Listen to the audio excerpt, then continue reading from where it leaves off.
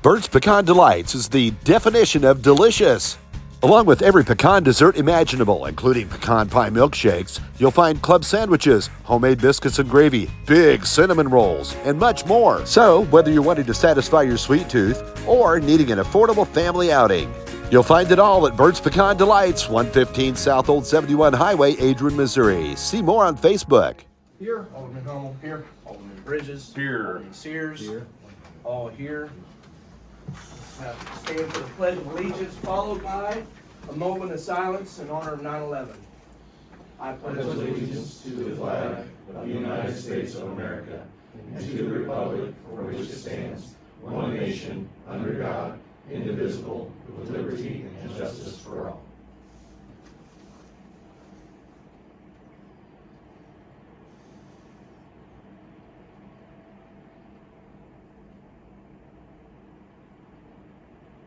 Thank you.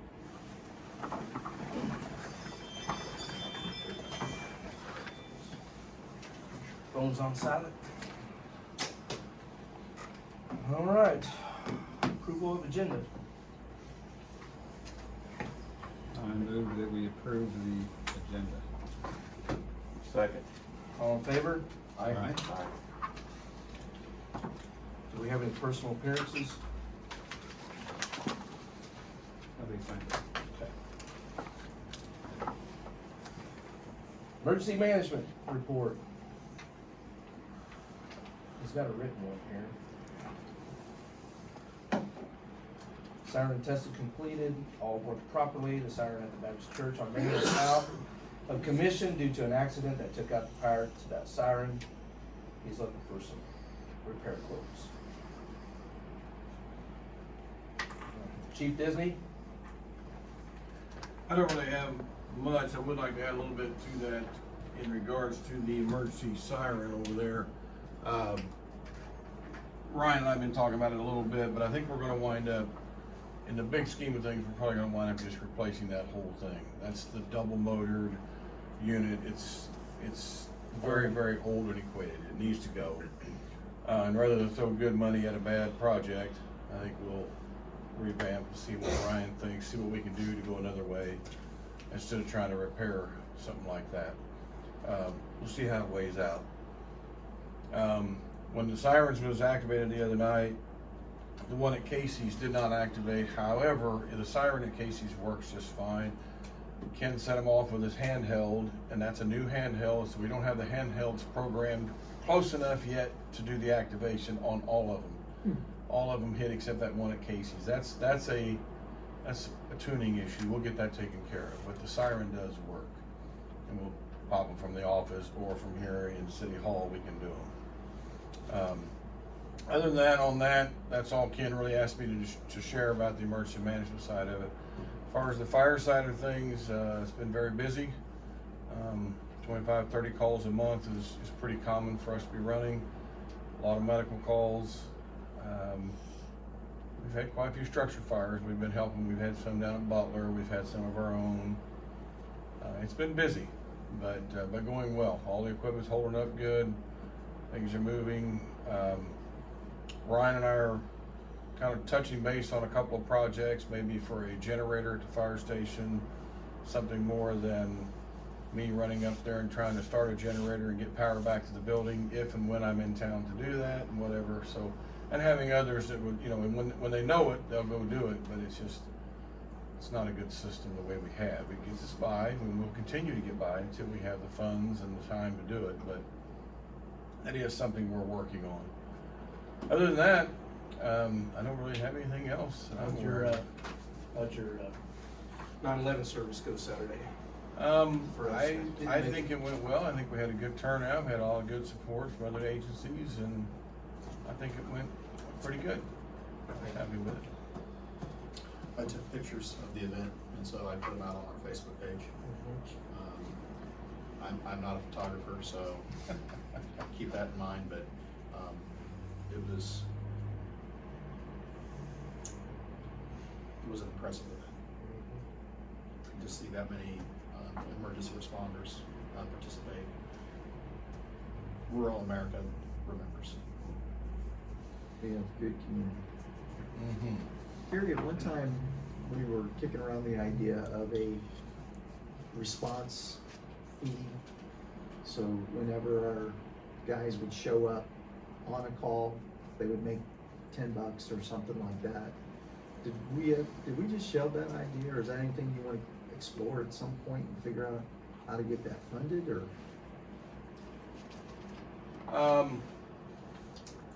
That's an option, if you wanted to do something like that. That's something that we can talk about. Years ago, there was, I think the guy's done, I think we received $5 per call from rural fire calls and such. I don't know if the city ever really bit into that idea or not. But it's something to talk about, but I think when we talk about it, we need to, there's a lot of variables in there. We're gonna pay for every call, we're gonna pay for certain kinds of calls, because we run a lot of EMS calls that are already, I think we need to think bigger than that. I said, I think we need to think bigger than that. That's my opinion. So I'll entertain whatever you want to entertain with it. We can talk about it, but if the city's ready to go another direction, we can certainly. No, I love what, I'm 100% fan of you, Gary. I just, looking forward, just trying to think ahead. Mm-hmm. When there isn't so much investment. Mm-hmm. What do we need to be thinking about to make sure that we have the people that we need to respond to situations? It's certainly something that as we grow and as the call volume increases, which it is and it will. This morning we was requested to go to Butler on a possible fire at a nursing home, and we didn't have anybody at all to go. We was right there at shift change. Our guys aren't in yet, and the rest of us are going north. There's a time or two you might get bit with that. It is the nature of the volunteerism, but if certainly something to talk about for future as we grow. Well, I defer to you and Jeremy's expertise, just trying to think ahead. Where do we need to be looking? Yeah, I think we need to have a work session, a vision meeting with you, with the rural board, with city council, or whatever we're called, the board of aldermen, and have a planning session. Everybody get together and throw ideas out there and figure out what we can, because it is an issue that's going to have to be addressed. The call volume is not going to get smaller. The need for services is not going to get smaller, and things continue to get more expensive, and time continues to get more. Times it's harder and harder to get people to commit time to volunteer for things.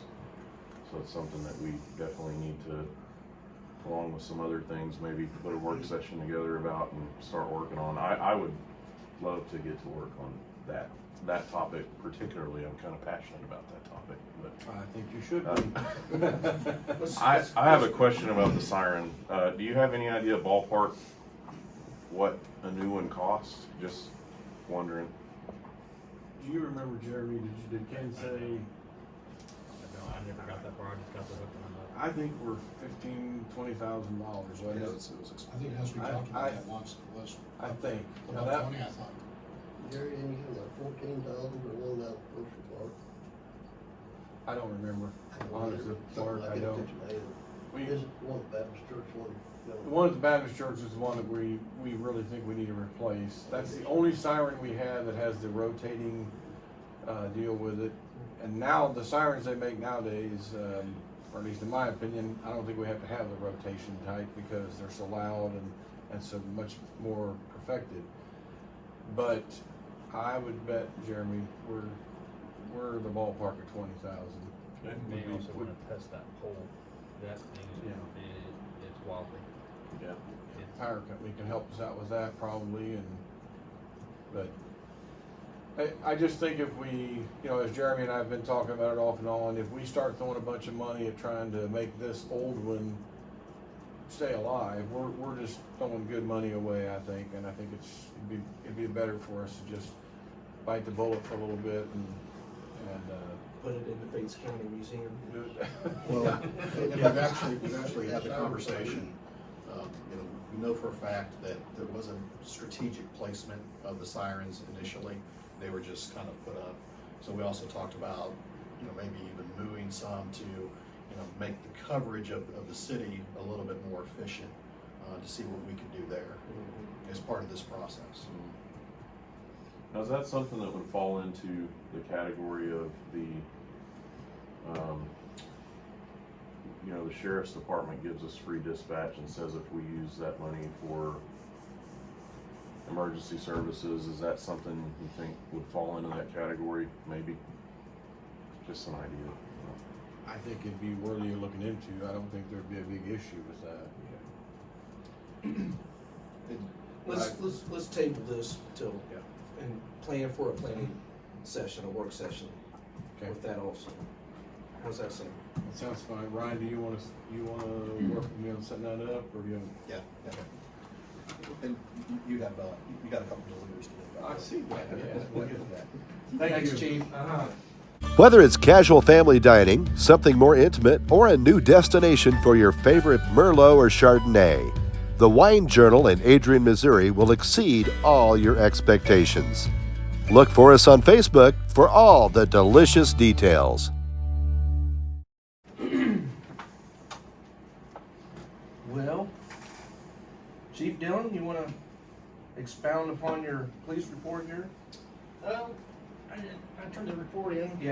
We're reading it. There was, Is there any highlights there that, pretty high volume this last month, but no crash cars or nothing like that? don't talk like that. Are they all working? Everybody They're all working. Me and Ryan's got together here, probably a month ago, talking about this black one.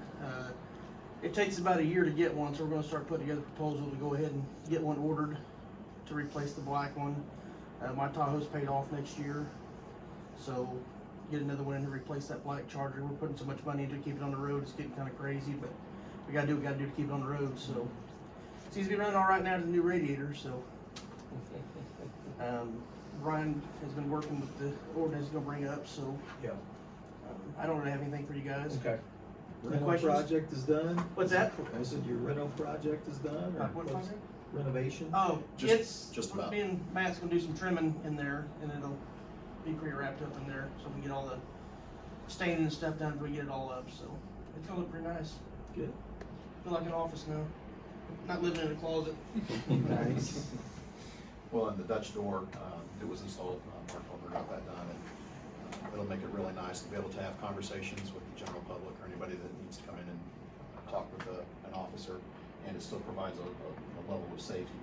They can open that top and still have a barrier to where if somebody does come over, it gives them a little bit of chance to prepare. So it'll be good. I like it. All right, Ryan. So I submitted the normal reports. Our investments continue to do well. We are on pace. Do you have that ranking comparison for, Oh, yes, sorry. throw that up there? Yes, sir. When we look at the numbers of the whole for the last 12 months, we should end up at about 250,000 since we made the change by the time that we're done, as opposed to the 15,000 we were earning. So definitely helps with some of the projects that we want to do and move the city forward. So unfortunately, when this market does well, the stock market's not doing as well. But from the projections, it looks like we're going to keep running this pace for a little while. Once it hits about 6%, I'll lock it in for a year, and then see what happens. I met with Water District Number 5 today, just to update them on what's going on. They're pleased with the interaction that we've had. We definitely need to schedule a meeting, which is required by our bylaws or our agreement with them. So we'll do that in the very near future. Talked with our auditor. We should have our 2022 audit done in the next week or two. He was confident with that timeline. There's just a challenge with wrapping up the Adrian Manor sale. There's some GASB issues with it that he's trying to work through. But then we'll be able to jump into 2023, and then we'll be right on cycle again. So we'll be caught up. So before we go too far, do you want to stay with DSWA for future audits? Or? So the plan is to go ahead and let them complete 2023 as just part of the transition, and then put it out for bid, just because it hasn't been out for bid for a while. If they come back low bidder, you know, I'm happy to stay with them. You know, doing 2 or 3 audits in a year or in a cycle, I mean, that's tough on anybody, especially given just, I saw a statistic that accountants in the industry is way down.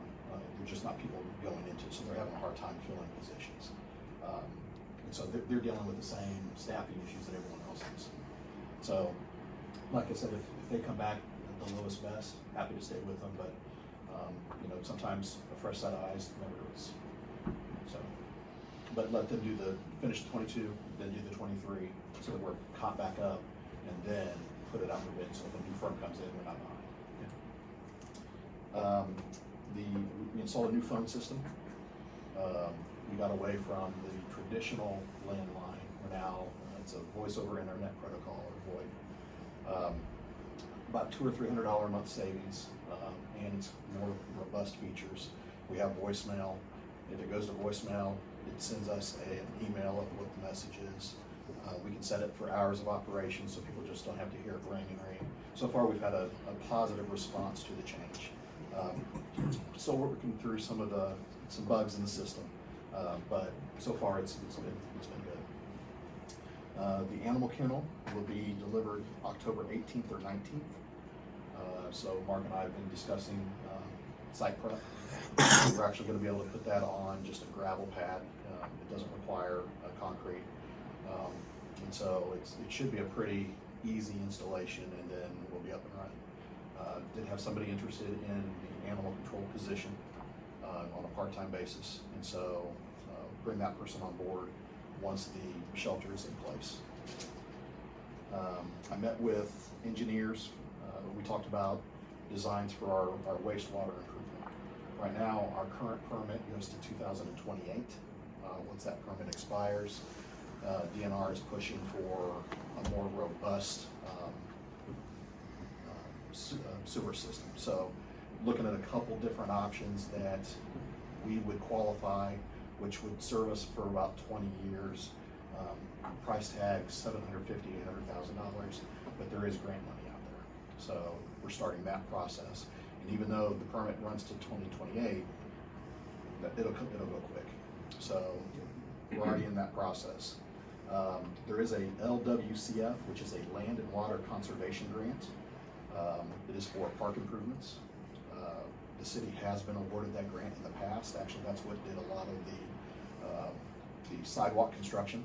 So to your point of lighting, that would definitely fall within that category. Lighting has been an issue for the park board is on their, not on their wants, but on their needs list. So it's definitely something that they recognize that we definitely want to address it. And there's funds out there for that. There's also another grant for parks. It doesn't open until December. The LWCF is actually open now. It closes end of October, 1st of November. So we'll submit that one and then apply for the other one. We did submit the TAP grant on time.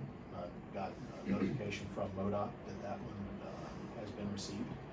I had a lot of photos. If you want to see the grant application, I can give that to you. Our engineer that actually did the cost estimates for us feel pretty confident that just because of we haven't been awarded it in the past and the scope of the project, he feels pretty comfortable that we have a good chance of being awarded it. I called a representative with Senator Schmidt's office today. He used to work for the state, so he was going to put a good word in for us as well. So had a lot of letters of support for the project.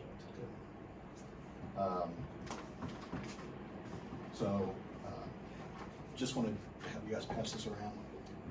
So it's just a way to increase communication with citizens. Before we do a water shut off, the mayor asked if there was a way that we could notify people, just as kind of an extra motivation to come up and get their bill paid. So we're gonna put the door hangers on doors a day or two before we do a shut off, just to give them an extra opportunity to come up and get their bill paid. The other is part of our codes enforcement. The little yellow one is just a notice to say, hey, we were passing by, saw your grass is too tall, saw that you have, some strap in your yard. Hey, let's get this cleaned up. This is not a citation. It's just a friendly, just reminder. Hey, let's take care of this. The other is the citation.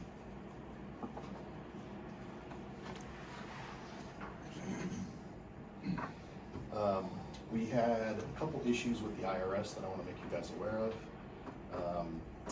In 2021, our W-2s were in 2022, our 2021 W-2s were submitted late. They did not get submitted on time. That was during the leadership changeover. They didn't get submitted till May. And so the IRS sent us a nice demand letter for about $11,000. So Troy and I got together along with our attorney, and she crafted a letter for us, basically explaining the situation and saying, we don't feel that we owe this, and here is the reason why. So I will keep you apprised of that situation. The other issue with the IRS comes from Adrian Manor. They had a couple people that weren't offered ACA coverage, and so we're dealing with that. That one's about a $4,000 or $5,000 fine. Just wanted to apprise you of that situation. As you all know, we've had an issue with water bills, and so initially the post office told us that their machine eats them, which it does. Their sorter, as they go through it, if one of them gets clogged in it, it crumples them up, destroys them. And we have probably about 20, 25 people every month that say they don't get their water bills. So I've been thinking about this for a while, and as a way to move away from this situation, my thought is to go ahead and go to full-sized letter water bills and actually use first-class postage. So this is an example. This is an example of what the water bill would look like on a full page. What we would do is actually get a sorter, envelope stuffer, sealer, and then a meter that would basically stuff envelopes and use first-class mail. The price difference just in materials and postage for a month is about $70 to go from the postcard that we have now to an actual letter. The upside to it is it would give us one extra avenue of communication. So if we needed to let everybody know, hey, we have an event going on, we could stuff that notice in the envelope and have that communication with citizens. I think it's a bit win-win. The initial cost, for the sorter would be there, but afterwards, the cost is really minimal to make it happen. I know bulk is a pain to deal with, but would that? We would still be able to use. We'd still be able to use first-class bulk on our initial mailing run, because it's over 500 pieces. You can use bulk, so our permit would allow us to do that. On the late notices, we'd have to just use just the regular first class, but we use regular first class postcard stamps, and so it's about 15 cents a difference between the postcard and the envelope. From a software standpoint, they flip a switch, we move from the postcards to this. But like I said, the upside that I see to it is it's that extra avenue. Mayor, if you wanted to send a letter to the citizens, we put it in the water bill, we send it out. Anytime there's a change in ordinances, we can allow everybody to see it. There's a lot of positives that come with it. At a $77 What's your thoughts on, having a envelope that stands out so they'll know it in the mail, you know? Kick it in the trash as junk. So probably for the first couple, as we're getting people acclimated to the change, we have a stamp that says Virgin on it, and it's, you know, in red, and remarkably, it actually works pretty well. People see it and they're like, wait a minute, and it's so. So, Go ahead. any real change in job responsibilities for the ladies to do it this way as opposed to the other way? Well, because currently when we print postcards, we have to cut them apart, and so, you know, we would print it, set it in the machine, hit a button, and it does all the work. So it takes a little. I mean, it would probably take a little bit longer, but it's probably negligible. But as much time that we spent on the phone this week, having to, because people call, okay, well, I didn't get my water bill. And when I talked to the post office, I asked them, I said, okay, if we switch to a letter size, you know, the first class, would this situation be less likely to occur?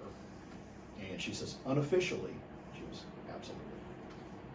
You ready to make a motion, or Jim, you have other I discussion? just had a question. Have we have set up to where you can pay your water bill online, right? Or we're working on it. That should be complete. So we've had a challenge.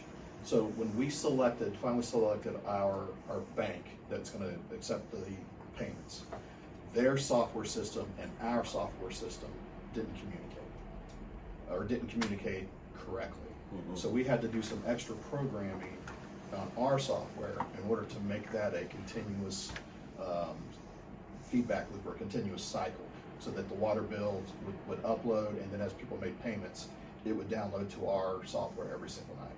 We are in the process of completing that program. That should be done the first part of October.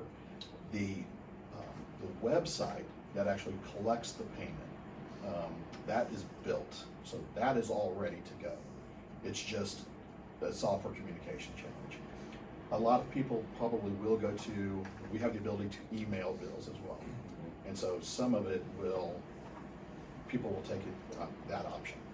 So I guess the only thought that's popping in my, I mean, you know, we can use this setup for other things, I get it, but I feel like if we end up using electronic payment, we'll lose 2/3 of our paper bills. If you put on this bill, do you want to get rid of paper bills? Sign up here. I'm doing it. And so is about 2/3 of the city. So I think, That'll knock our costs down too. Yeah, that's true. well, that'll knock our, yeah, so I don't know if, you know, if the machine and stuff is, you know, if we're thinking of paying for the machine for you know, the water billing system itself is what's gonna justify the cost of the machine, then, you know, might ought to think about it deeper. If you think we can still use the machine in other ways and it's well worth the cost, then I'm good with that. I'm not trying to knock that out. I'm just thinking, what I would like to see is for us to not have to send 1,200 water bills out every month. I concur with that 100%, sir. So- Absolutely. And like I said, if I only have 2 bills that I still pay by paper. This is one of them. So, you know.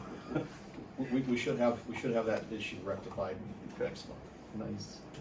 Well, I make a motion, if there's no further discussion, that we move to a full page water bill and with all the expenses that you mentioned.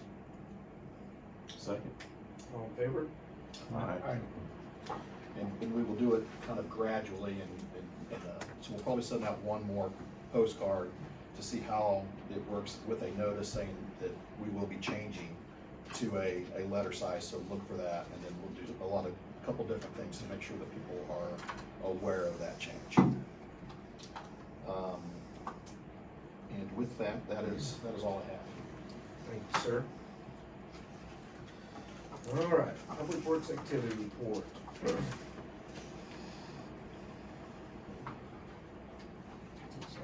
It's tight.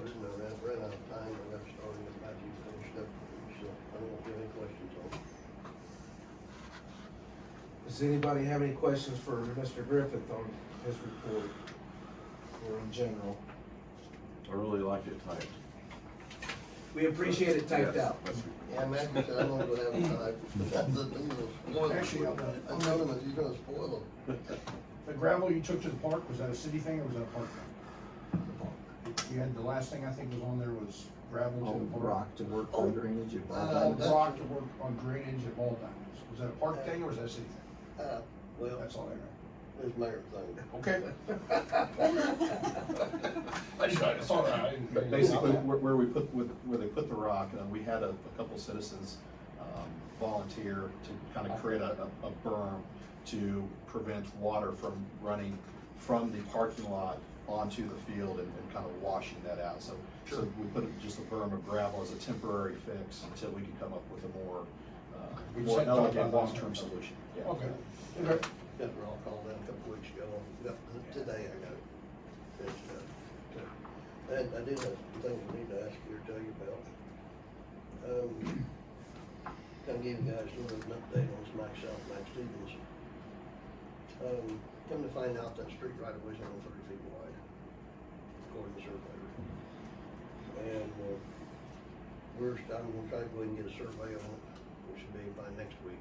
It's gonna be this week, it sounds like that's gonna be next week. Before we can help evaluate what to do. Ryan and I have kind of conferred on the situation and everything.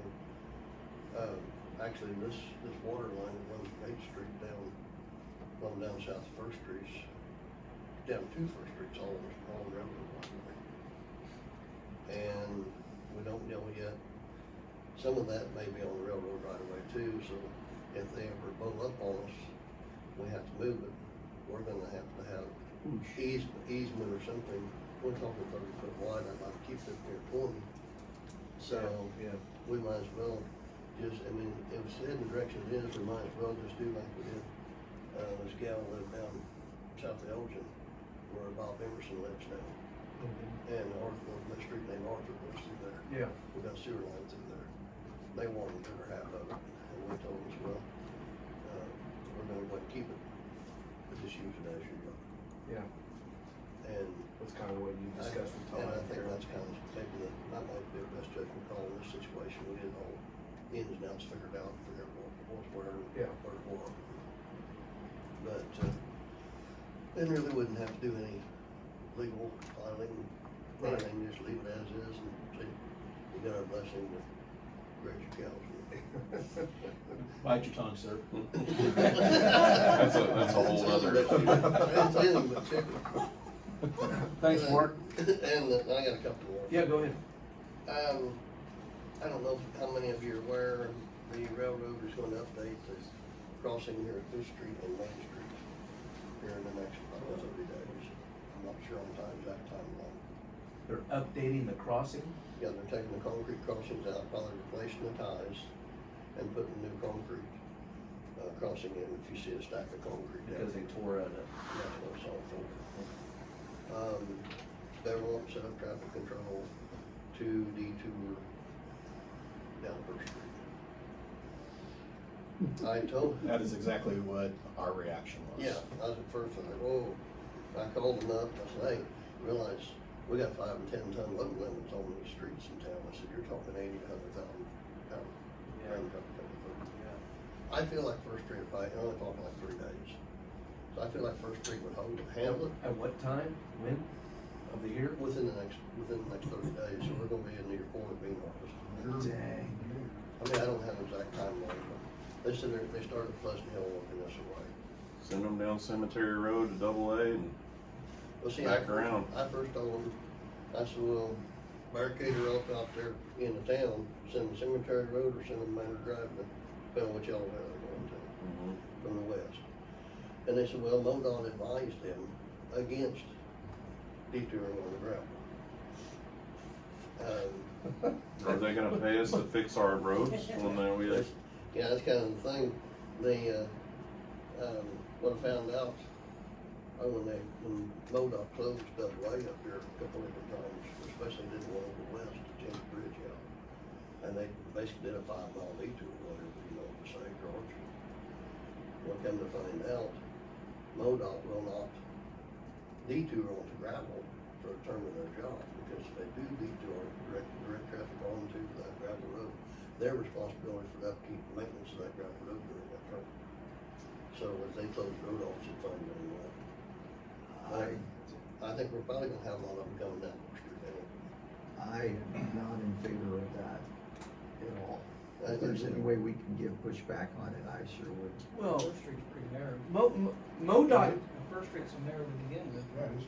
MoDOT can't tell us where we can send the traffic at. Is that, No. right? So we can divert traffic out here if we need to off of Main It's Street. gonna be a little bit difficult, And we can send them down those gravel roads, the big trucks, if we need to. All the local farmers coming out from west use those roads anyway. they used to drive on MFA. Yeah. Right. They Let's don't- go on school or come through. I'm not really talking about the grain trucks anyways, but It's only the big one, the big out-of-town companies that use yeah, them. gravel trucks and stuff like that. If it wasn't the middle of harvest, that, may not be a big issue, Right. but. The timing is just very poor. We'll discuss more of that. Well, I told them I'd give them an answer tomorrow morning. Okay. They gotta figure out for signage. Well, I don't really want to come down First I Street. don't either, but I don't at all. Well, yeah, it's very narrow. I mean, it's dangerous anyways, and There's a lot of foot traffic. There's hundreds of reasons not to have them semis going down First Yeah. Street. And it's gonna create issues down the road. The damage we probably won't see now, but it will, that weight limit load is just, So you're talking We're about not the talking a railroad little needs an bit answer, or MoDOT needs an answer? Railroad. Railroad needs an answer. They went through MoDOT to get their permits to close 18 highways. It's gonna take about 3 days. I got They're you. gonna try to do is Fifth Street crossing at the same time. I got you.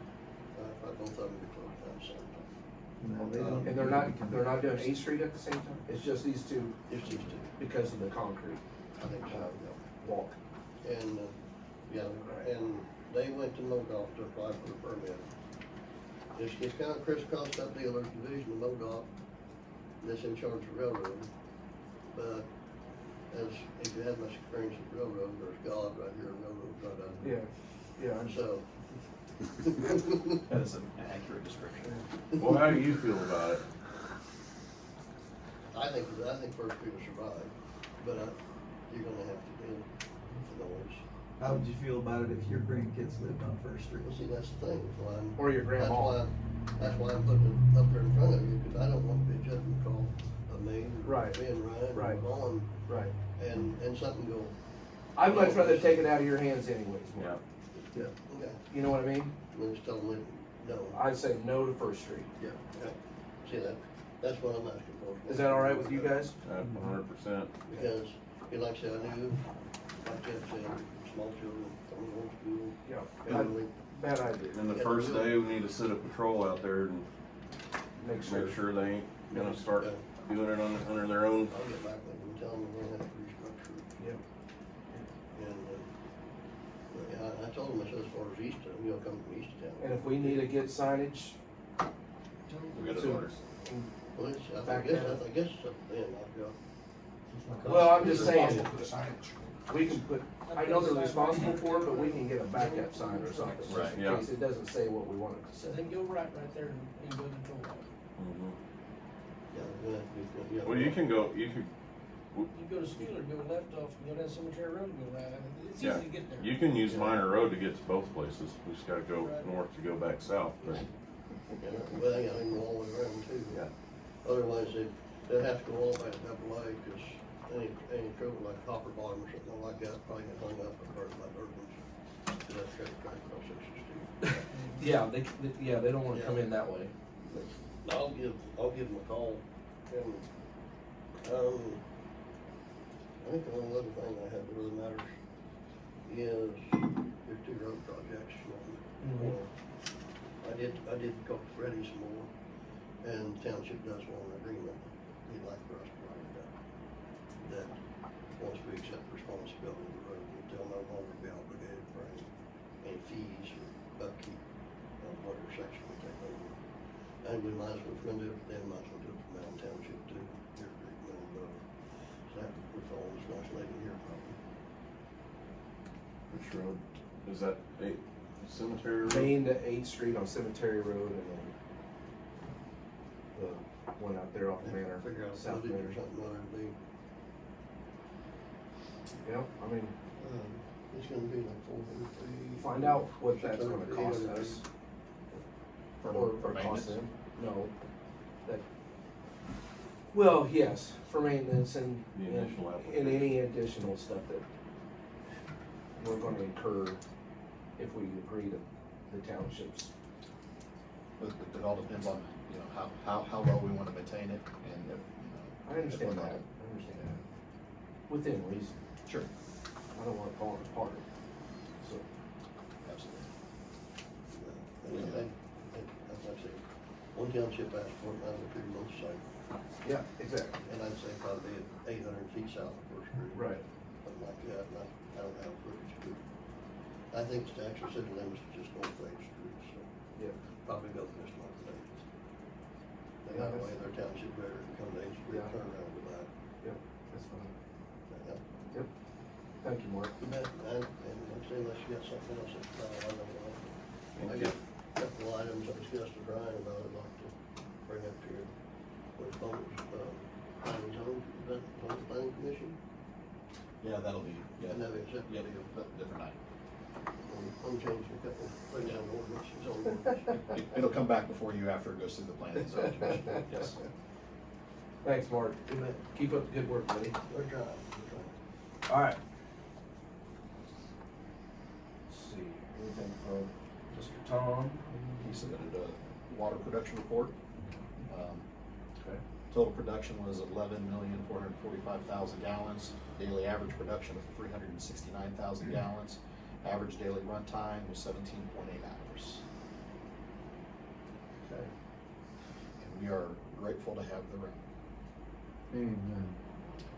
One of the concerns that Water District 5 brought to us is that they're having more farmers, ranchers install cattle waterers, which then will increase their usage, their demand. And so they were just concerned that since we've been in a drought, whether or not we would still have capacity. And as of right now, it's not an issue, but we will monitor the situation. We need a wet winter. Very. All right. Anything from you, Mr. Dave? October 4th is the last Posse Rodeo event out at the arena. Everything's pretty much done right now. The softball tournaments are all done unless something pops up between now.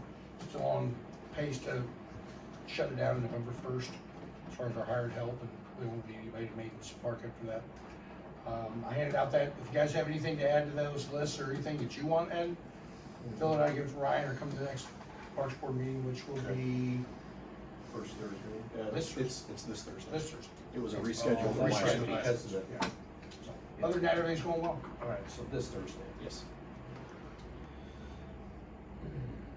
All right, Mrs. Touchstone, do you have anything? No, nothing for me. Thank you, ma'am. Jeremy? Nope. All right, moving on. Hey, Matt, before we get Yes. away from it totally, I meant to ask earlier, so this month's debacle with the water bills, are we just waiving late fees, or are we gonna? Yes. Okay. I got one today. Oh, yeah, today.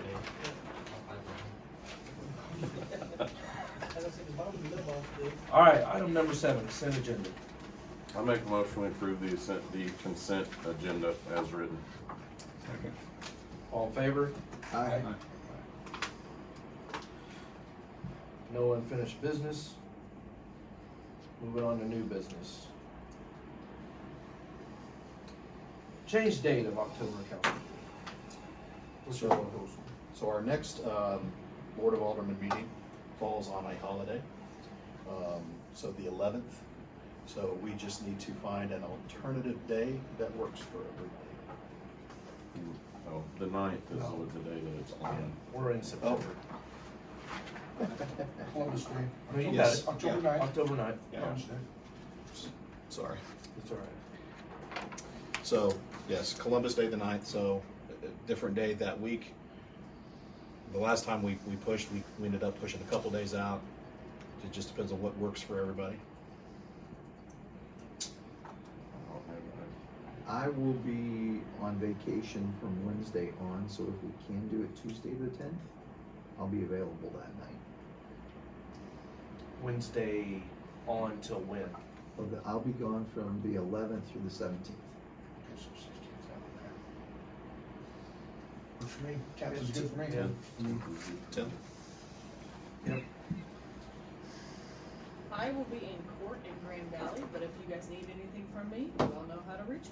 So if you need an attorney here, I can try to find one, but if not, I will be absent. What I'll do is I'll get the agenda to you Perfect. the previous week, and then we can evaluate whether or not we need input. Sounds good to me. So can we have a motion? Make a motion, we change the October board meeting from October 9th to October 10th, still at 1900 hours. Second. All in favor? Aye. Aye. Thank you, gentlemen. Noise ordinance.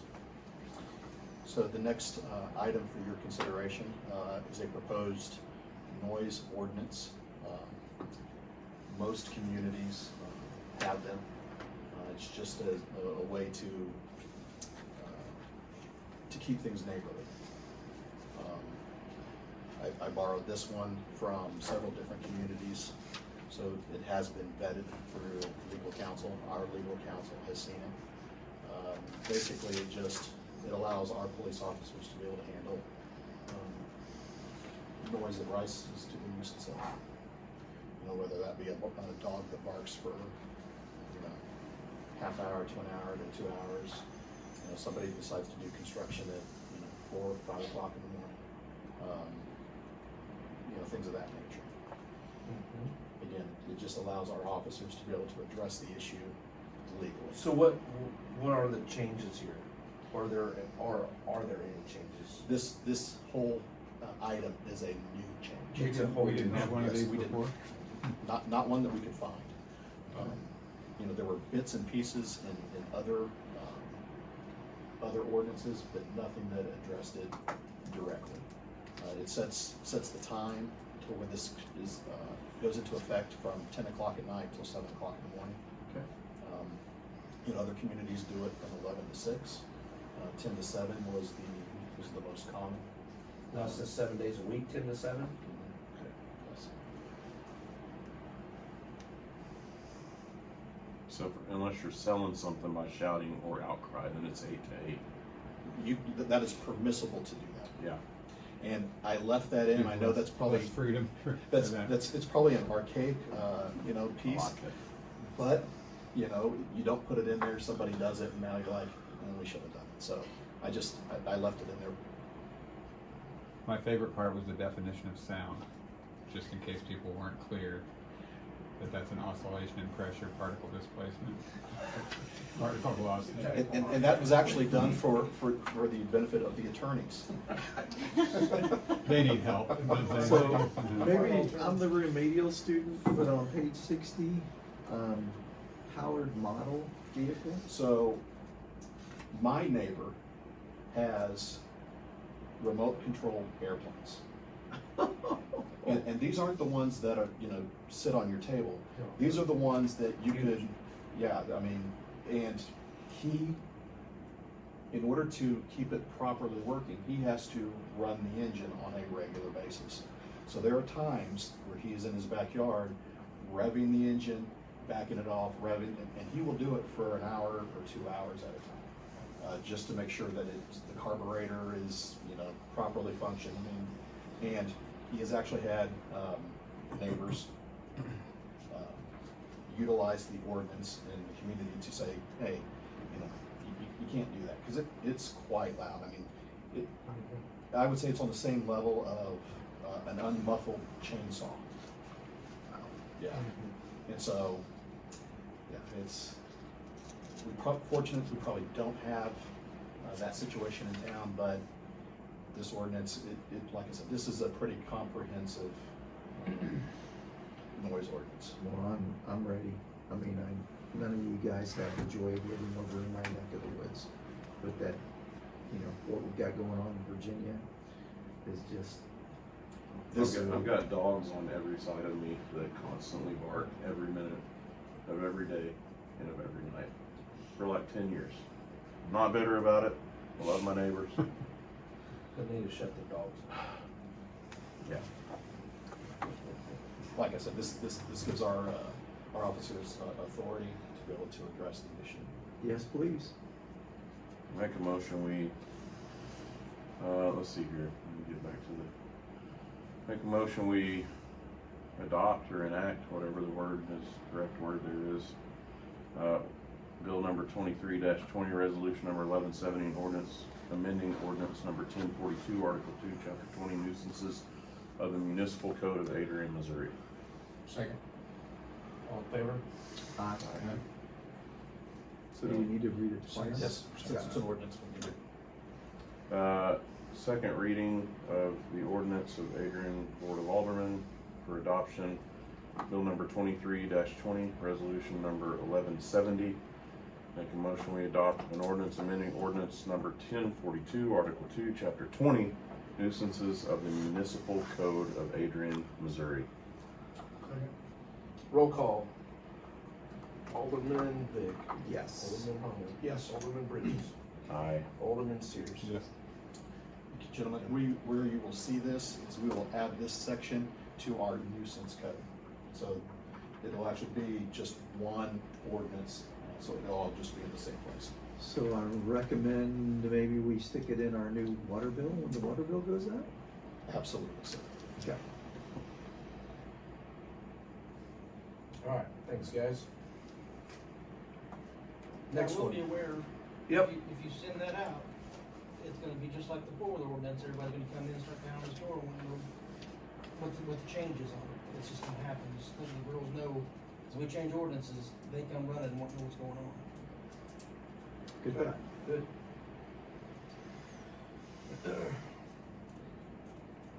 So the next item before you. Yes. So when we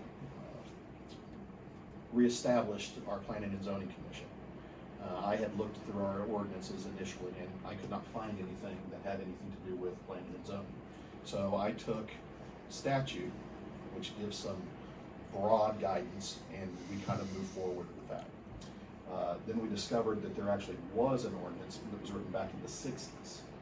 And so basically what we're doing is we are harmonizing the old rule with kind of what we've done to bring it all back together for us to be able to move forward. Making some minor changes, basically increasing the membership of the board, because initially I believe it was 5 members, an alderman and the mayor. Now it will be 8 members at large plus the mayor. So it'll keep our number at 9. For now. So outside of that, that's really the only content change? And we added, initially we had a chair and a secretary. We also added a vice chair just for if somebody is absent, so that the leadership. Section 4. Yes. Yes.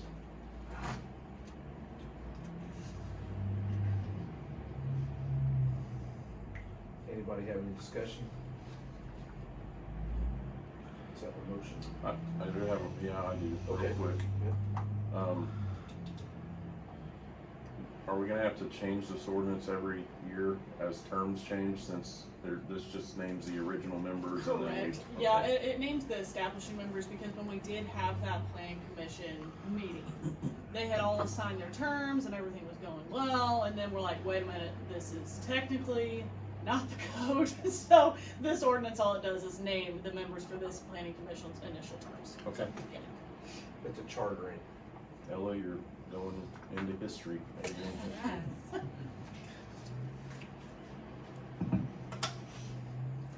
Any other discussion? Jeremy, you wanna do the honors?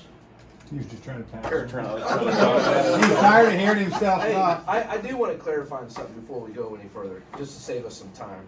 The first reading, all you have to do is do bill number and ordinance number. Second, you'll get Okay, it. and then the second one, we can read the whole title. you say by title only, when you do the first one, you say 2318, have a 68 by title only. But I Second can one, read you the have to whole read the thing. whole thing. You can do it. I can read the whole ordinance. You if I can, want. if you would like. Please don't. I'll But take the I'll take first- this one now. But the first one, you just. One in every just read the crowd. bill number and ordinance number. In other communities, they'll do a second read as an emergency read. They actually have to read the entire bill. So, we are fortunate we do not have that provision. I move we adopt bill number 2318, ordinance number 1168. All in favor? Aye. I'm sorry, I didn't wait on a second. I second your motion. Thanks. Now, all in favor? Okay, Now you want the title as well? yes.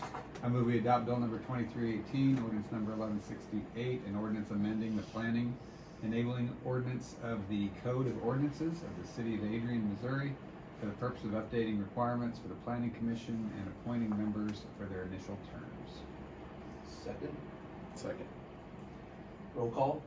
Mr. Biggs? Aye. Mr. Hummel? Aye. Mr. Bridges? Aye. Mr. Sears? Thank you, Jim. Thank you, guys.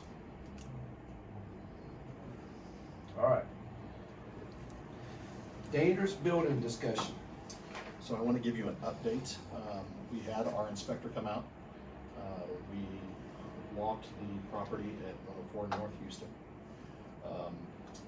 We invited the owner of the property to join us. She did. She actually let us inside the home. We went through it. It's in the shape that it looks. So he's finishing up the report.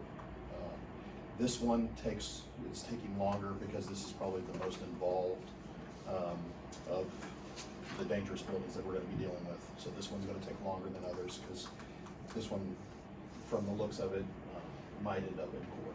And so we've submitted all the fire report. Chief Disney had that report. We have pictures. There's 2 or 3 feet of water in the basement. I mean, the recommendation is going to be to condemn the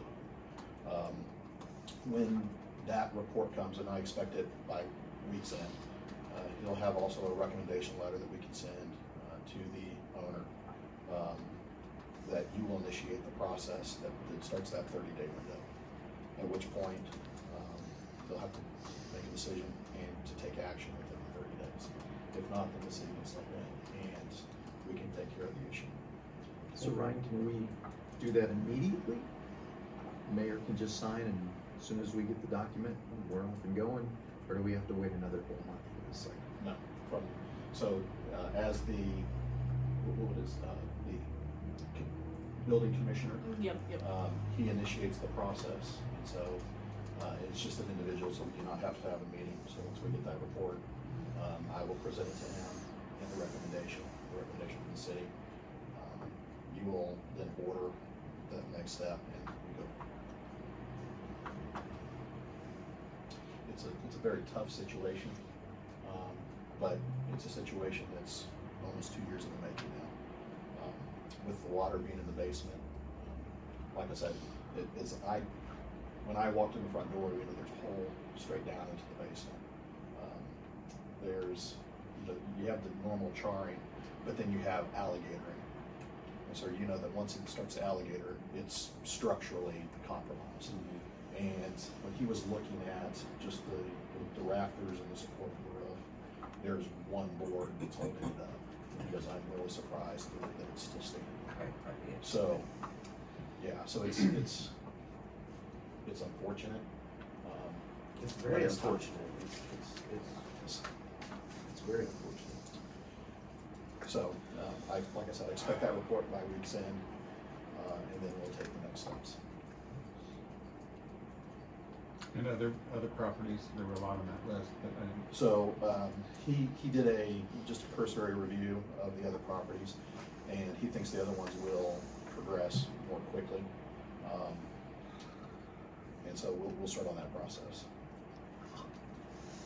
Meaning there'll be things that people can get taken care of, and Yes, there'll be recommendations that hopefully we get compliance with.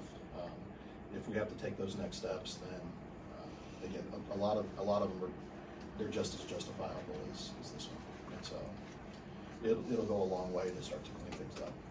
Yeah, I'm hopeful that, you know, there are a lot of our citizens who, when the pressure is applied, they'll make it a priority. And we won't have to go to this length to deal with multiple situations.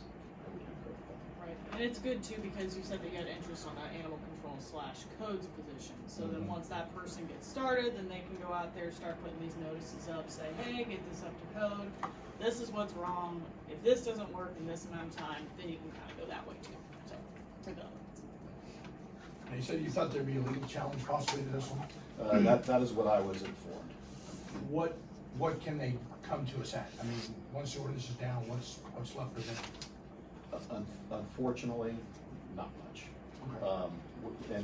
The way that the building inspector went about it, you know, he had the conversation. He said, "Hey, you know, I don't have a dog in this fight. I don't work for the city. We're contracted by the city to come down and do this. You know, I'm third party. I'm going to look at it from an objective standpoint." But he said, and he explained to her, you know, if this goes to court, what they will use is a reasonable man standard. So if a reasonable person is standing on the sidewalk and looking at the home, are they going to believe that it is salvageable? What is the reasonable man's belief? And based on what we saw, the reasonable man will say, absolutely not.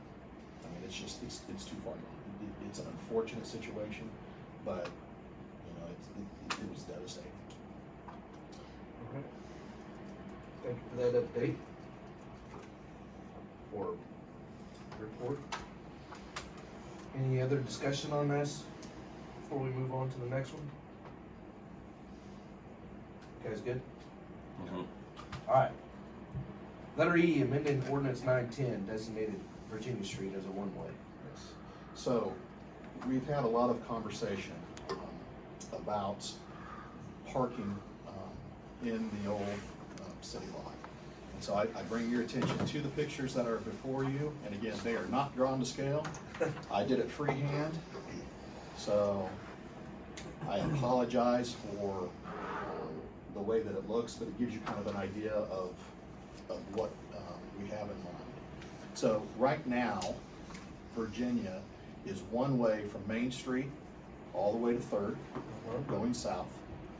On the north side, it's one way all the way to 4th Street. So they didn't want anybody Fifth turning. Street. 5th. Yeah. Well, Main Street's 4th Street. yeah, actually, I think the way that it's written, we might have to clean that up. Okay. So I apologize. That's all right. So anyway, initially when they put this in place, they didn't want anybody turning onto Main Street Right. from this road Right. because of side issues. Yes. With the new restaurant that's coming in, the way that the ordinance is written, from Main Street down, you can have diagonal parking along Virginia. So what we are suggesting is that it stay one way from Main Street to the alleyway, but then starting at the alleyway, it becomes two-way. Does a couple different things for us. Number one, it makes it easier access for the postal drop. We've had a lot of people complain that it's just a challenge getting back to that. So it would kind of solve that issue. The other thing is that this parking lot, which does serve as overflow parking for our businesses that are along Main Street, what we would do is we would actually re-chip and seal the lot in its entirety. The southwest corner, we've talked about putting the fence up right here for our recycling trailers. And then the rest we would turn into actual designated parking and have 2 rows of diagonal parking in that parking lot, which would increase the amount of cars that can be in the parking lot that they can't currently get in there now. It would actually be 3 rows. Well, and again, I couldn't draw it. Two modes of travel with 3 Yes. sections of parking. Yeah, because we'd have diagonal parking along the street. Right. And you have the diagonal parking here. Right. And that's the first row. Then the second Right, row, right. you have the diagonal parking, and then you have the parking up here as well. And depending on the layout, which I'm gonna have the same company that came and striped Main Street, I'm gonna have them come and just kind of give me an idea of what that would look like and how many cars we could actually get in that lot. I would imagine that, because right now, there's no, there's no structure, there's no lines, so people just kind of park, however they want to do it. And so this would actually create a structured parking, which, again, my belief is it actually will increase the amount of cars that can park there. And then with this being two-way, we could actually leave this open. And I've actually taken the wording out where it's only diagonal parking on this section. So we could actually leave that as, kind of a parallel parking, or people can park trailers there. Because I know that a lot of times for their lunch rushes and things of that, Evergy, a lot of the crews will come in, pull their trailer, and so they'd still be able to pull trailers along that side of the street for parking. So I think it kind of solves a lot of different issues, a lot of different challenges, while still meeting the needs of our business community. And so that's the proposal that's before them. Okay, so do we want to talk about parking separate from recyclables, or do we want to talk about both at the same time? So this design is actually designed to have the recyclables in this lower corner, which currently is not utilized because it's grass covered. Okay, See ya. so just love the idea of the parking, additional parking space. We want downtown to keep growing. We need that. It's an eyesore right now. And I would also just kind of little additional paragraph. There are some folks who park 3 or 4 vehicles there on that parking lot, and I would hope for us to be able to manage that a little bit better, so it doesn't end up somebody deciding to change the grades. parking? Yeah. Oh, I would, this particular ordinance only talks about the one-way street, so we're not even talking about putting anything in the writing about the parking lot yet. Okay, that was This Yeah. just serves as the foundation, some of the initial things that we need to do before we turn this into this project. So you're talking about basically you're doing a recon mission to figure out what the best layout for the parking lot would be, and then Correct. we'll probably hear about that in the next board meeting, and then Yes. we can talk about that. I do agree with you, but I just. well. That's This Sorry, ordinance- I misunderstood what you were asking. Yeah, so I do want to talk about the recycling, but let's talk about this first, because I love this idea of having more parking for downtown. I was trying to find in this ordinance where you were talking about you might have written something wrong. I don't see anything. That was in the last one. That was Okay. in that, I had left a name in and had left half of the Adrian, the word out, but I caught it and changed it. And so this one, I believe is pretty solid. Okay. Not saying that they're not a misspelling, but I think I caught it. And basically what we're doing is we're just amending the original ordinance that was done back in 2006, I believe. So how many additional parking spots do you think we're gonna gain? It all depends on It how. just depends. It all depends on how people park, because when I've seen it, people will park around the outside, and a lot of times the inside is open, but I'm sure, Daniel, you've seen it in different, formations and, I've seen it like this, I've seen it. It's kind of like the ballpark. yeah. Remember the first guy that starts, that's how everybody else Right. follows. Yeah. So the first guy goes in sideways or crooked, everybody else, so it's kind of like at the Yeah, ballpark. you don't know how much you're gaining. Yeah. Unless you draw I lines in didn't the ask my ground. question well.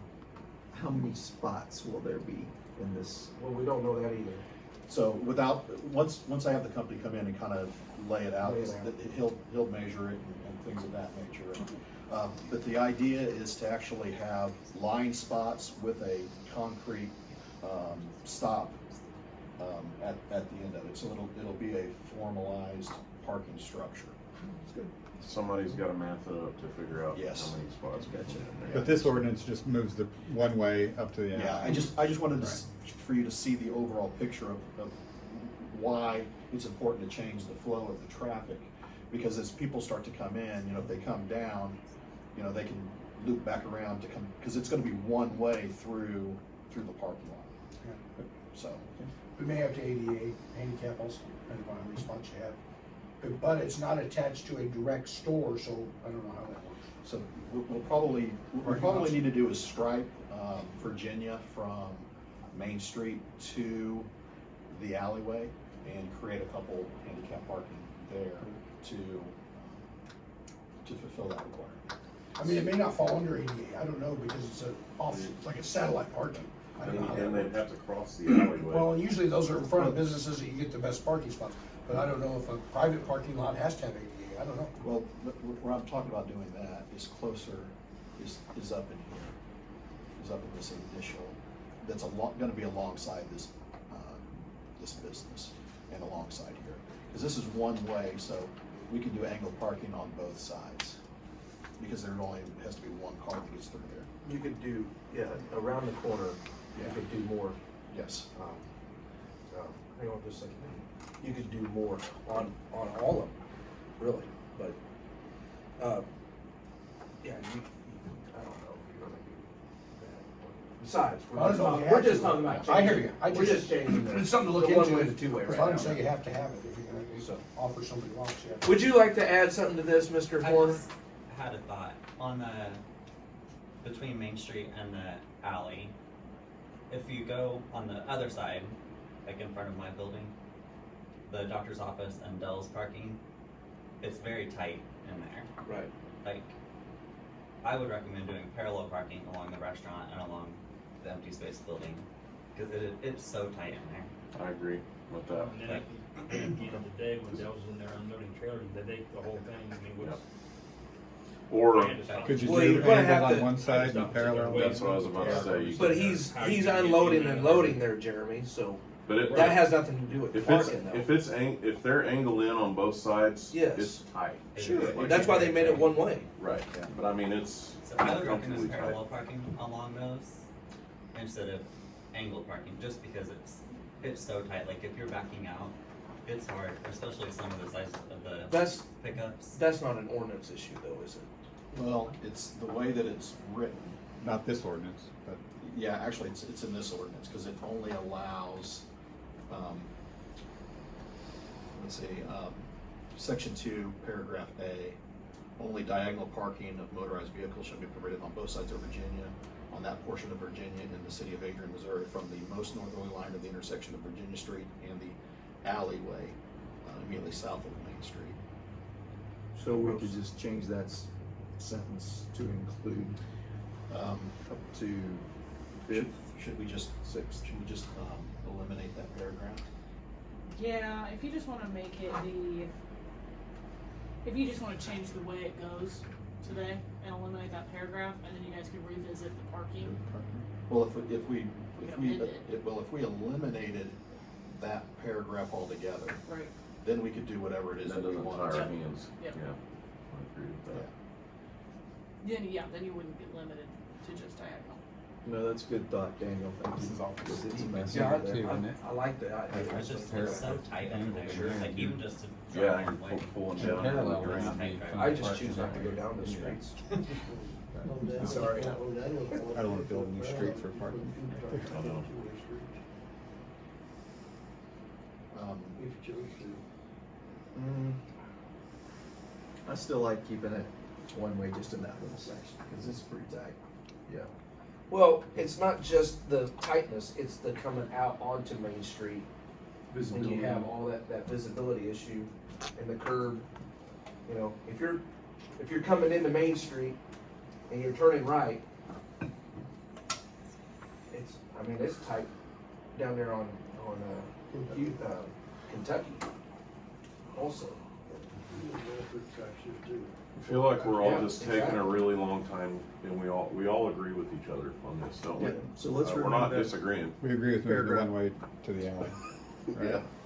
So let's do that. We're just Before we kicking this You wanna around. adopt this ordinance, or you You wanna? use these short rewrite it? meetings. Oh, Cut it oh, out. Should've been now here. somebody else is discussing the matter No. Yeah, I knew that was coming. Should have been here a couple of years ago. instead of you asking all the We're going questions. 15 minutes on this. If you would just move to table this, I will rewrite it. Okay, let's do that. Should, then we can talk about it again next time. So moved. Yes. Let's move the table a little bit. All right, let's. Did you make a motion? Now part of me just wants to keep talking just to frustrate my fellow. I'm gonna end discussion on I move we this table this for now. for till next month. Yeah. If you need a motion Until to we do come that. up with another. I don't mind talking about stuff if we're Proposal. disagreeing. Just to keep saying, that's it, that's it. You will see this at the next board meeting as unfinished business. Okay. Boy, I got some things to discuss here at the mayor alderman. Okay. All right. Kick back. Are we done with that, Ben? I'm not really Yes, sir. very That is all we have for this evening. All right. Anybody in the public want to say anything or address an issue of any kind or? Where's the dog kennel going to be located at? So it'll be out. You ask. So it'll be actually out in it'll be in the park. It'll have park access. Where the southeast corner of the public works fence is, it'll be located in that vicinity. Okay. We'll be putting a new septic system in, because it's just easier to put a new one in than it is to try to dig up the old one and connect it. There's power right on the corner, and so it'll have easy access. Perfect. So that'll be kind of south and west of the Little League field, right? Yes. It'll be directly south. Yeah, Directly okay. south, yes.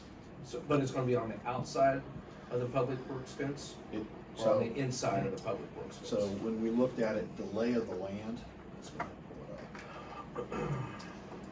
We've got a gate at the end, and then you come into the actually public works.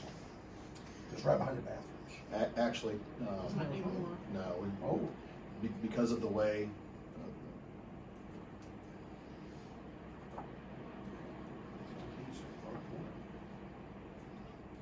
So because of the nature of the work that they do here, they use this as is it called mixing board for their rock? Sure. If we put it here, as we initially talked about, it interrupts the ability for them to utilize the space to mix their street materials. Okay. And so what we've decided on, and the lay of this land was not flat, it was sloped. So we're talking about this corner right here. It's flat. It won't take up that much space, but yeah, in that corner. Yes, Okay. this corner, So yeah. outside the fence. Outside the fence. Okay. And then what we'll do is we'll gravel this in. The other thing is what it does is it prevents anybody from coming into Public Works and driving back there thinking that they're going to retrieve an animal, which then just creates other challenges. So they'll be able to come through the park, access it here. With the septic system that we're going to put in, we'll be able to put in a new bathroom on this corner because we're probably going to have to replace this one. Okay. So that's kind of what we looked at just based on the lay of the land, based on access.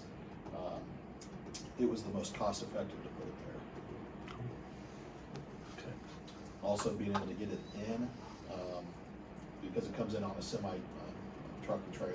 Okay. And so being able to utilize the parking, be able to come, pull it up, drop it. Okay. So It is movable, so that if we do need to move it at some point, we have that ability. But that area solved the majority of the challenges. does that answer your question, Mr. Pettis? Absolutely. Thank you. Guys, I Mr. know Warner? we're all ready to go, but I got a couple things. I have a question about why are we moving recycling over there from back here? Well, the main reason is so we can expand on Okay. this building. That's the number one reason. Okay. Number two reason is also, we don't want people getting close anymore to over here. We want that away from us, and we talked about going out there with it, but we still need it accessible to almost everybody. So that's our property over there, and that's where we're gonna put it. My concern with over there is I have a dumpster back there that already gets used by the public. The Lily's house or Steve Hubbard, they have dumpsters that get utilized by the public. Sure. People are gonna take all of the trash back there, take their cardboard and their glass to recycling, and then throw the rest of it in Here's the plan. my dumpster. It's gonna be closed off like it is here, and then it'll be screened off too, so it's not a super eyesore, right? But, you know, we can only do so much with what people do. You know, they do it here too. I mean, they'll trash this place up. They bring in stuff that isn't recyclable, and they throw it in here too from I time think to our time. concern is that you're wanting to get rid of the problem behind your building and you're putting it behind our building. No. On our property. But it's on our property. It's all of our property. I know. I mean, ours as The a city's city. property. Right. Are we gonna have cameras on it? Yes, Can we put cameras on the Yes. surrounding businesses' dumpsters? and we will prosecute. I mean, So and it signage could and alleviate your like, challenge. Yeah, guys, I'm just honest input, right? I appreciate the input. I mean, and they gotta, I understand. I mean, if it was, you know, one of those things where we was having issues over there where I'm at, you know, it would be a concern too. I'm inclined to put it out at the park, because I know the problems that we've had in the last 5 years behind, you know, and we have security cameras there behind the lily pad. And you know, it's constant where people are always dumpster diving. People are coming in there, you know, we've done our best to manage it as effectively as we can. So are you afraid that it's going to cause more traffic? More, I mean, what's the main, if our area is locked up, especially at night, and it's harder for them to get into it and access it than it is, say, your guys' dumpsters out behind your business, what is your main? I just think people are gonna be like, oh, we're gonna take all of our trash up here. There's some dumpsters back there that we can throw our extra trash in that doesn't. But they're not that gonna won't be go in the dumpsters. recycling. So that's. I know, but they're gonna take their cardboard and they're gonna take their glass to the recycling, and then whatever other trash they have, they're gonna see our dumpsters and be like, oh, here's some dumpsters. Because people already think they're free dumpsters. Well, the Like, I see people that that's using all the your time. dumpsters aren't regular, everyday, law-abiding citizens anyways, No. right? But I'm saying, like, So it's you're- just gonna create more visibility to our dumpsters, and they're gonna think, oh, we're just gonna take the rest of our trash up there. I'm gonna say that the majority of the people that are using your dumpsters are not recycling. The I- majority, not all of them, but I the agree. majority. I agree with that. So I don't know if you're gonna get any more exposure to people using your dumpster or not. Maybe one person, two people. But it was just a thought that I had. It is a thought. have we considered moving it out to the park?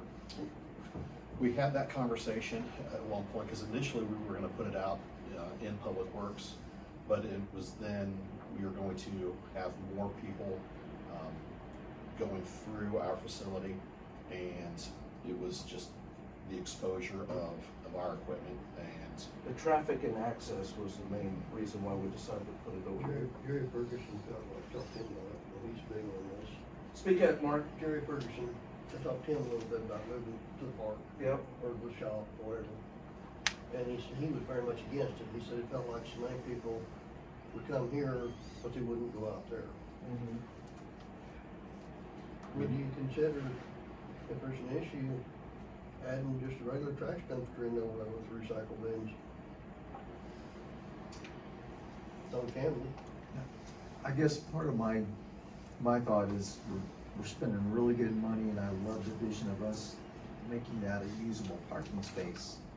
And I just feel like it's gonna create more of a mess over there. So we're spending money to make something look good, and we're putting something right there that's gonna require a constant maintenance to keep it from being trashy. And we're trying to attract more business to downtown. And I would be curious to know what the drugstore's thought are on having that behind there. you know, ultimately, and this is just my personal opinion, I would just assume the trailers go away and recycling became part of our trash service. We can do that. I mean, now, unfortunately, so, there's always, you know, It's a lot of money. well, there is an added expense. The other issue is that it does cut the sheltered workshop out of whatever money they do get from the recycling. I don't know what that looks like, which is why I had not brought that issue up. You know, anytime that you have situations where people are going to facilities, you always have an element that, just like any law that we put in place, there's always going to be somebody that violates it. There's always going to be somebody. We had a couple about a month ago that they were out in the park and they were unloading construction debris in our dumpster. One of our employees let me know. I went out there and, you know, I addressed it and said, you know, you have a choice. You know, we can either fine you for illegal dumping, or you can get in that dumpster and get every single thing that you put in there and get it out, put it back on your trailer and roll it out. And it was a couple that were probably in their 60s. And I stood there until they got in the dumpster and started pulling all the stuff out.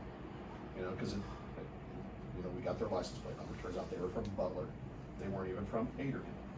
They come, you know, you're always going to have that type of situation. Sure. And so, you know, the way that I viewed it is, what can we do to maximize the space we have while minimizing that impact? You know, when you do have a lot that is high visibility, it's highly used, you're probably going to have less of that than normal. Having that as a structured parking lot that does get regular use, you're probably going to have fewer people illegally dumping in the dumpsters that are there, because criminals don't like to be seen. I mean, that's just a fact. You know, we will put cameras up, we will have signs that say we will prosecute, and then I will prosecute.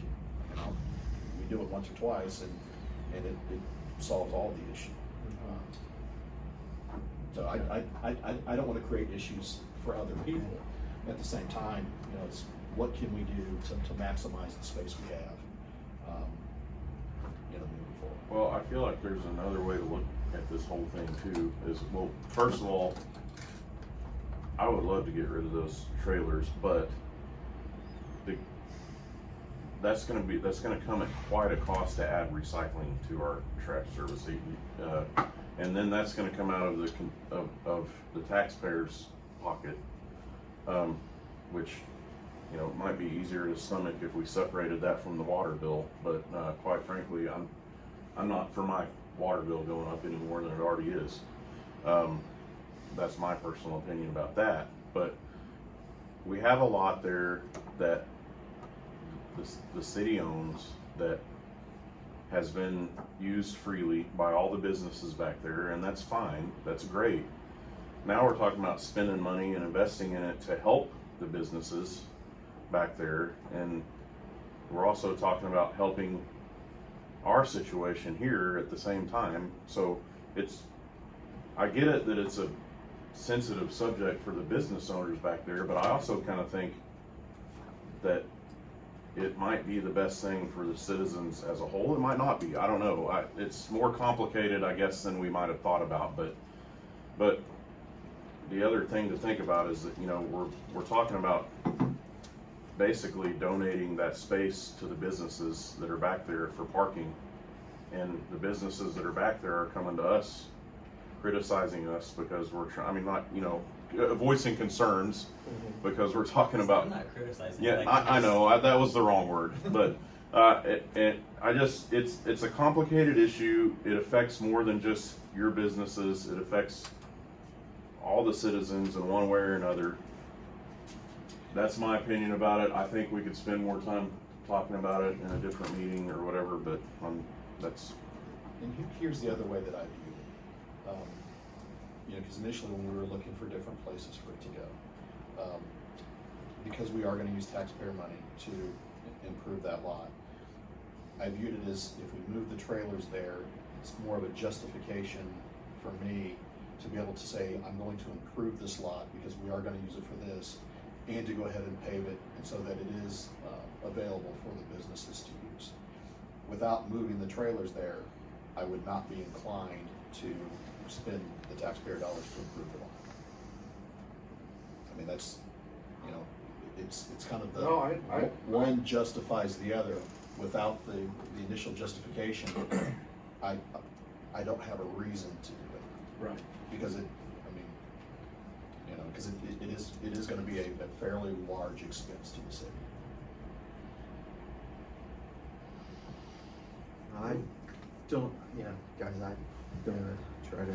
I don't think it's a great idea to move it into our merchant district, our entertainment district, just because you're pushing trash, right? Look at this trash. Okay, you call it recyclable, but it's trash. You're just taking trash from here and putting it up there. I don't really, I would love to find another place for it.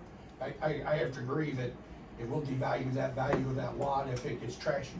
Out back here, people are a little leery about making a mess, because you're at City Hall, they don't know what cameras, unless you make a huge presence with lights.